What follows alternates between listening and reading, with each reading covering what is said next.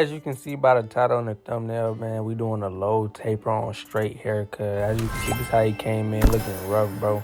Y'all see that little thing at the bottom, man? Make sure y'all subscribe, hit that bell so y'all don't miss no future bangs like this. As you can see, my boy is about 5'2" on a good day, so we gonna put him in the booster seat real quick. So I don't want no back problems. See, I told him he got a little bit taller. No. See, I boosted his little head. Now he goddamn think he don't need the booster seat no more. Nah, you got taller, but you ain't that tall, cuz. And stop playing. Y'all see that thing on the wall, man. Tae.cuttinup. Hit 100K subscribers. Got the plaque. I appreciate y'all for the love and support. We're going to keep running this junk up. 1 mil on the way. Now, Son want his head cut down to a 4 guard. So that's what we're going to do. We're going to cut it down to a 4 guard, right? It should be the simplest step in the whole tutorial. So if you get this wrong, just put the clippers down and just keep watching videos for now. But not for it. It's not rocket science. Just make sure everything is against the grain. You cut everything evenly. If it's a dark spot, go over it a little bit more. And then once you finish that, man, congratulations. Give yourself a pat on the back. You did the first step. So when I get into this fading, make sure y'all pay close attention because straight hair is a little bit different than coarse hair. So this is my first time doing a straight hair tutorial. So let's lock in, man. All right, first thing first, that arrow that just left the screen, that's the area we are fading in. We're literally fading in the temple area. So since that's the only place we're fading for real, we're gonna grab our highest guard first and then put our first guideline, which is basically making a wall between where we want our fade and our hair up top to blend in. So that's why we got a big guard so that it won't make a harsh guideline, but it'll also like start the fading process.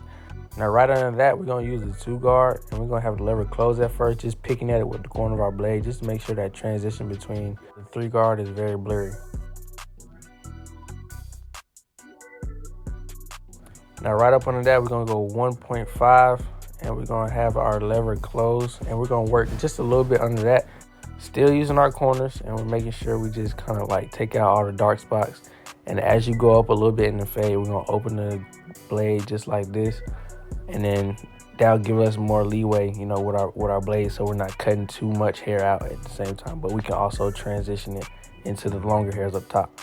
See, now we're going in with our bottom guideline. This is the part where I start fading from the bottom to the top. So that line that popped up on the screen is exactly where I'm gonna go up to. Everything under that, I am literally closing my lever and opening it, just making a baby fade underneath that line that we just created. And please make sure you do not go above that line. Just fade everything under it, just so you know you don't bring the fade too high.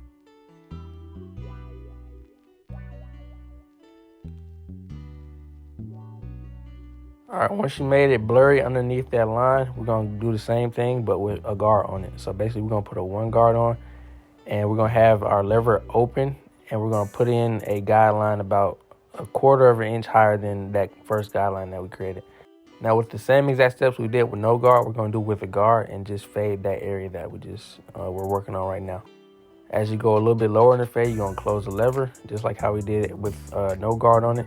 And then once you get to that bottom line, it's going to be very hard to get out with the 1 guard. So we're going to put a 0.5 guard on it, and we're going to kind of flick at it with the lever halfway open. And if you still can't get it out, then you close it all the way, and then that line should come all the way out. Then you're pretty much going to be done with the fade. After this is detail work. So pretty much everything's done. All you got to do is really take your guard off, use your lever, and kind of like, you know, use the corner of the blade and kind of knock out all the dark spots, and everything will come together. As you can see, this is in real time. I'm just going to show y'all like my detail work process. I'm not going to cut anything out. But basically all I'm doing is, you know, what I said before, just taking my lever, no guard on it, and just knocking out all the dark spots, making sure I don't go up too high in the fade. And then if there's any spots that you really can't get with your clipper, you can just go ahead and use your shears and your comb, just kind of brush everything into place, comb everything into place, and then kind of like knock out all the spots that you see with your scissors. And then to blend the fade into the longer hairs up top, you can use a clipper over comb. I use thinning shears to make sure the hair is not too wild going into the hairs up top. Now, once you get towards the back, it's the same exact technique, pretty much, just a wider, you know, fade.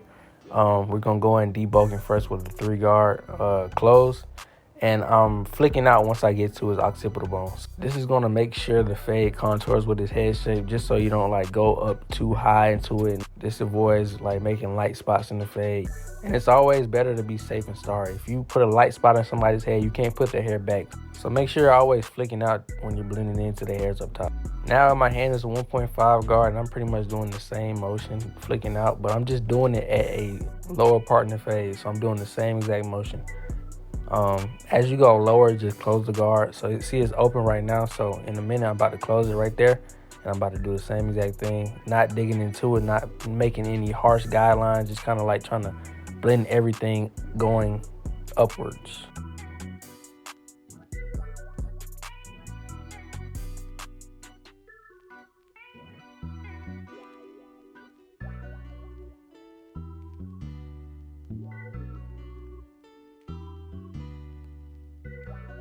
Now, same thing with the one guard. As you can see, I'm kind of flicking out towards the head shape. You can see it a little bit better now that I got him facing towards the side, that head shape that I'm talking about. Just make sure you're always sticking to that same exact wrist motion so you don't dig too far into the fade. Straight hair is very unforgiving, so one wrong swipe, like if you dig into the fade, you're going to have to bring the whole fade up. So just make sure you're consistent with your strokes. No diddy.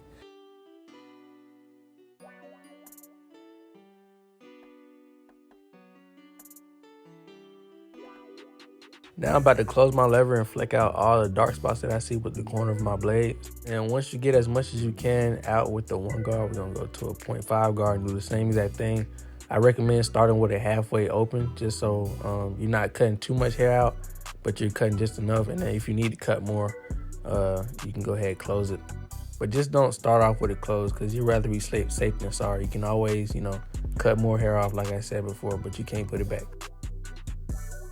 Now I'm finna be working on this section for a while, so y'all just stay tuned, just watch it in full time.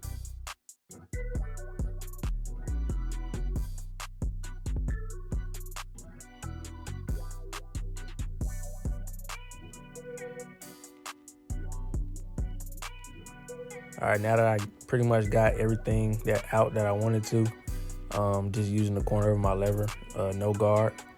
Just make sure you're being very careful, because you have no protection over your blade when it has no guard on it. So just use the corners and knock out all the dark spots you couldn't take out with the guard on.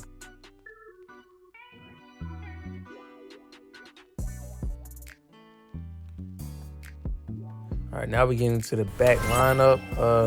Make sure you're not using anything too, sharp back here. This is a very sensitive area. I don't care who you are. Like, everybody damn near got sensitive skin back here. So if you're using some sharp clippers, just apply light pressure, and you'll be able to cut his hair without cutting him. What I do to one side, I'm gonna do the other side, so y'all can go ahead and watch this part too.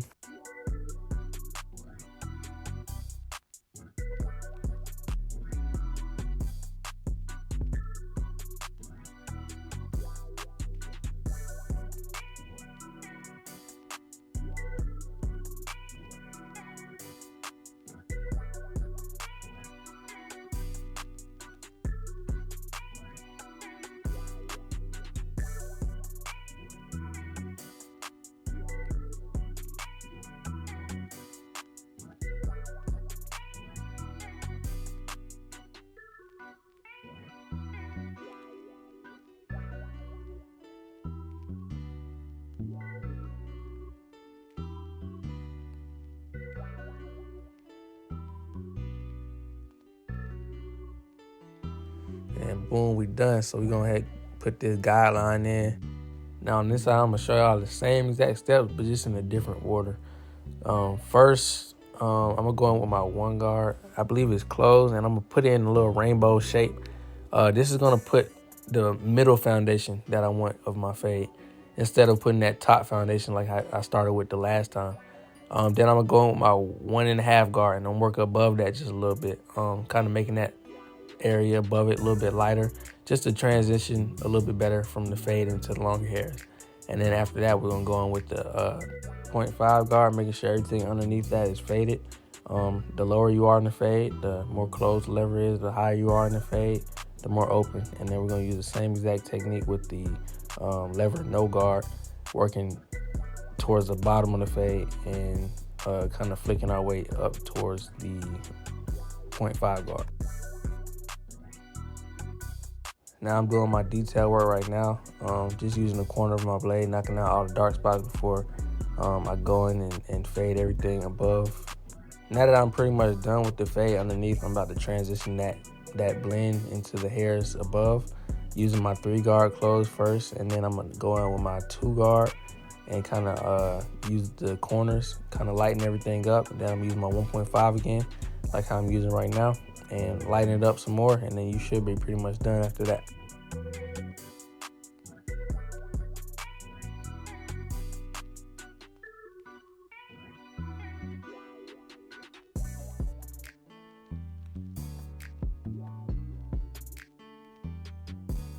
All right, we're gonna go in with our lineup now. Make sure not to push the line back. Try to keep it as natural as possible, because once it grows back, you're gonna tell where the natural line is. So you might as well just keep it as natural as possible right now, so that either if you put enhancements over it or keep it natural, when it grows back, it's gonna grow back in evenly.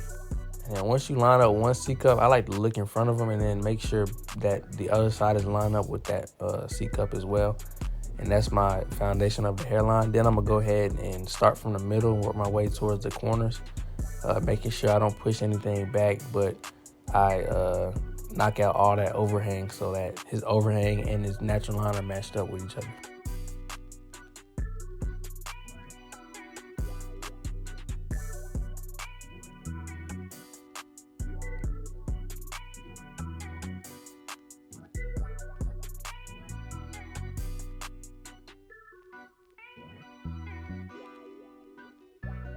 Now we're gonna line up his C cups. Make sure you're not putting too much pressure, because this is also a sensitive area.